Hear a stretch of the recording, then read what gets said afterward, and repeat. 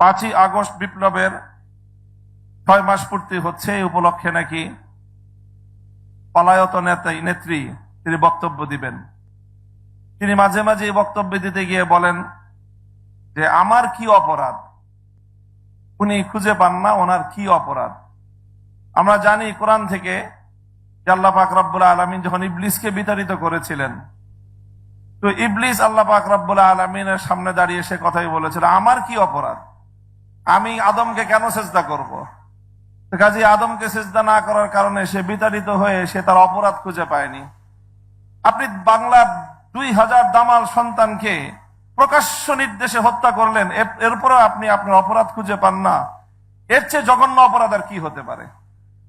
কাজে এই জন্য যদি আজকে বক্তব্য দেয়নি, তাহলে আমি আশা করব এবং আহ্বান জানাবো এমন একটা বক্তব্য দিবেন যে আপনি মাস্টার মাইন্ড হিসেবে কাকে কাকে হত্যাকাণ্ডের নির্দেশ দিয়েছিলেন, এই জুলাই আগস্ট হত্যাকাণ্ডের সকল সংশ্লিষ্ট অপরাধীদের তালিকা স্বীকারোক্তিমূলক একটি বক্তব্য আপনি দিবেন এবং সেই বক্তব্যের সূত্র ধরে আপনাদের এই 164 জাতির সামনে আপনারা করবেন।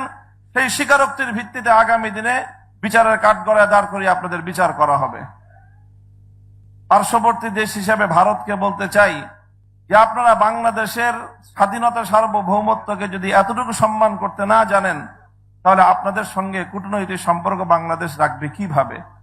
যে আপনারা বাংলাদেশের একটি ওয়ারেন্টভুক্ত আসামিকে আপনার কোলে বসিয়ে জাতির বিরুদ্ধে, শহীদদের বিরুদ্ধে আবার নতুন করে বিশুদ্ধার করবার জন্য প্ল্যাটফর্ম তৈরি করে দিবে, আর বাংলাদেশের মানুষের সঙ্গে আপনার প্রীতের সম্পর্ক থাকবে, এই ধরনের গাঁজাখড়ি কূটনৈতিক চিন্তা করা ঠিক নয়।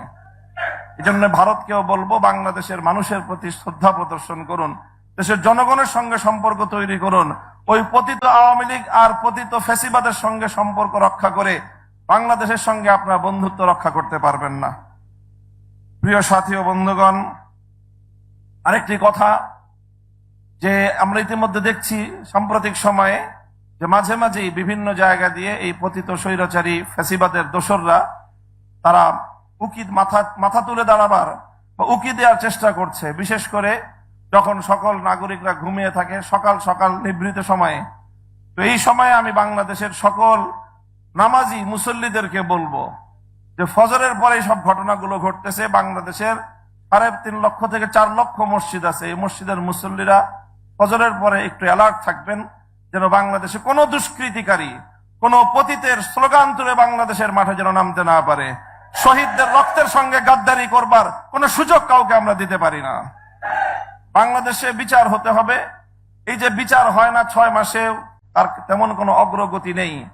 এটার অন্যতম আরেকটা কারণ হলো যে বাংলাদেশের প্রচলিত ব্রিটিশ প্রবর্তিত বিচার ব্যবস্থা, এই বিচার ব্যবস্থার যে দীর্ঘসূত্রিতা রয়েছে, সেটার কিভাবে জবনিকাপাত ঘটানো যায়, আল্লাহর জমিনে কিভাবে সাম্য এবং ন্যায় বিচারের আল্লাহ প্রদত্ত আল কোরআনের বিচার ব্যবস্থা প্রতিষ্ঠা করা যায়, সে লক্ষ্যে আমাদেরকে এখন থেকে অগ্রসর হওয়া দরকার।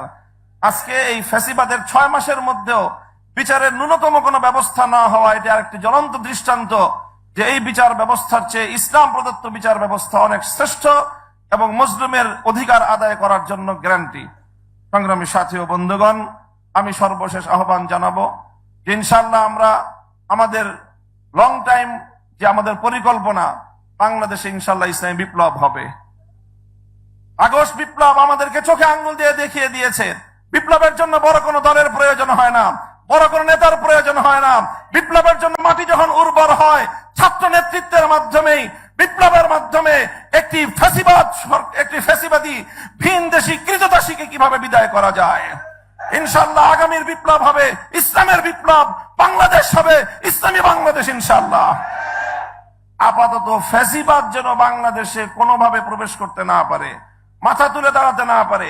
সকল রাজনৈতিক দলকে স্পষ্ট বার্তা দিতে চাই, যাদের কাঁধে ভর করে অথবা যাদের কথায় আস্কারা পেয়ে আওয়ামী লীগ এবং তার দোসররা বাংলাদেশের রাজনীতিতে পুনর্বাসিত হওয়ার চেষ্টা করবে, তাদেরকেও আমরা রুখে দাঁড়াবো ইনশাআল্লাহ। নাসরুম মিনাল্লাহি ওয়া ফাতহুন করিম।